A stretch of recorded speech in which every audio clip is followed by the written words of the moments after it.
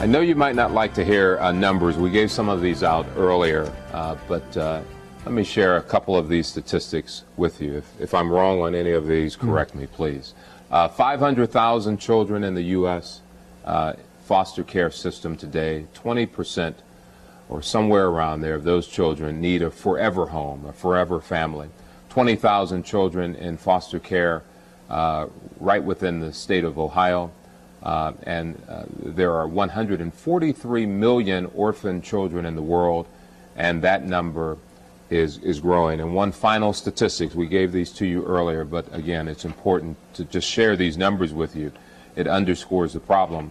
30,000 children die each day from a lack of water, food, and just basic medical care. And so with those numbers, you understand why this problem is so serious. We're talking about foster care and adoption. Here with me is Larry Bergeron, who is the associate pastor of Hope Church. That is up in Mason.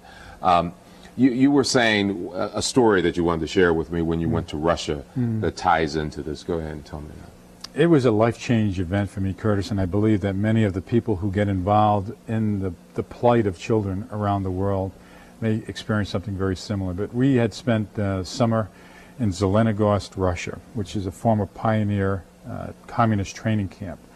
And in this summer camp where these orphanage children would leave the cities and go for the summer months to breathe cleaner air and have some fun away from the colder cities. And you could see the communist literature and the statues all around and the material that they used to indoctrinate people in communism years ago. And I fell in love with these little children, and who were orphan children found on the street as young as 3 years old, 3-year-old taking care of a 6-month-old, living under streets, in the sewers and in cardboard boxes. And I was just moved to understand what happened to these children. Why are there so many? There's over 800,000 identified orphans in orphanages in Russia alone, another 100,000 plus in Ukraine, and countless more living on the streets that they haven't even counted yet. And these children get moved to orphanages, and at 15 years old or 16 years old, these children have to leave the orphanage at 15 or 16 with the clothes on their back, maybe a little pocket change in their pocket, and they have to go find their way. No life skills, no vocational training, and they're out onto the cold, hard streets trying to make a life. And unfortunately, 15% of them commit suicide, and far too many of them, the overwhelming percentage, fall into crime and into criminal activity, and many of them into the sex trades. It's diabolically evil. And you think about a 15 or 16-year-old young person and moving on to the streets to find their way, and 15% of them, out of sheer hopelessness, will commit suicide. It's tragic. And yet that story in Russia can be copied in many places around the world. And when we look at that situation and you become aware, as I did, of the magnitude of that problem in 1995, I could say I could live the rest of my life in a different way, or I could become an agent of change to bring hope for these children. And that's what we decided as a family to do. If someone listens to these statistics and listens to some of the stories, they could be depressed. They could say, wow, there's no solution here. How can I help solve that? But I think you want to impress upon everyone listening that just being a part of the solution, just joining in, because it's not something that you can do alone, I can do alone, one church or one organization. This is going to take a lot of people. And maybe that in and of itself is the silver lining, if you will, in this whole, what could be a very, as you said, a very tragic story. It's a good point, Curtis. I believe we all can be agents of change. And it's an intentional decision that we want to work for good as opposed to bad, to find our differences and to set those aside and work for unity and collaboration together. Many times people, I think, in the when they look at the magnitude of the foster care challenge that's there, and as I stated, yes, there are some problems in our foster care system that do need correction. We don't want to labor those.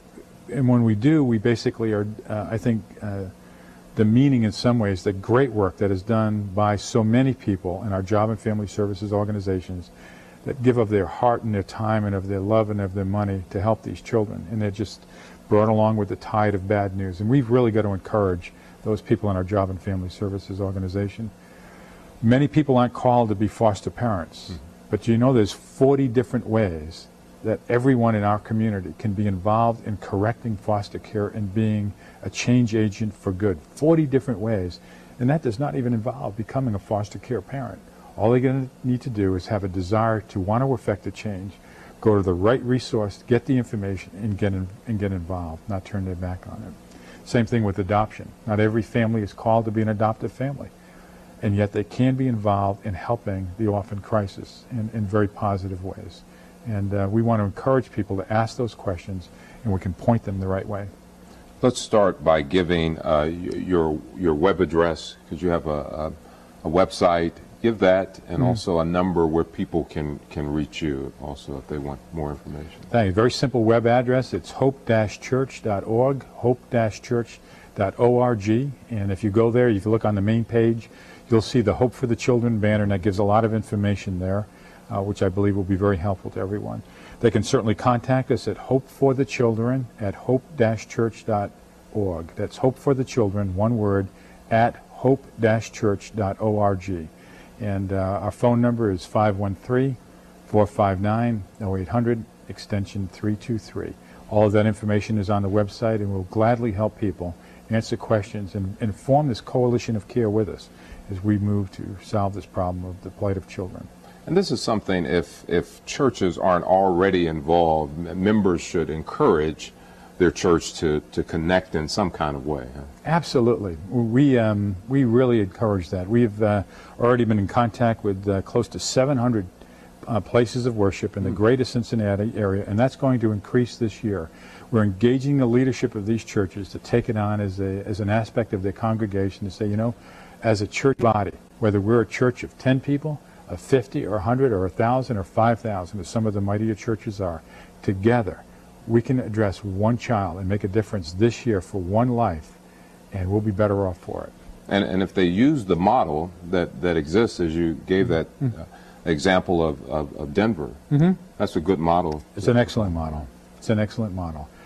Overall, it's not just adoption. It's 4 channels of care: adoptive, support, foster care, orphan care, and humanitarian relief for the children. And when we look at these children, not as objects, but when we look at them as precious treasures, and that's what they are. This issue transcends this argument that's been going on for years of pro-life. It really transcends that. It's really pro-child. And together, regardless of our political affiliations or our debates on other topics, we can be committed together, pro-child. And that's what it's about. Thank you very much. Thank you. I am certain someone heard you. And thank you. We'll be back in a moment.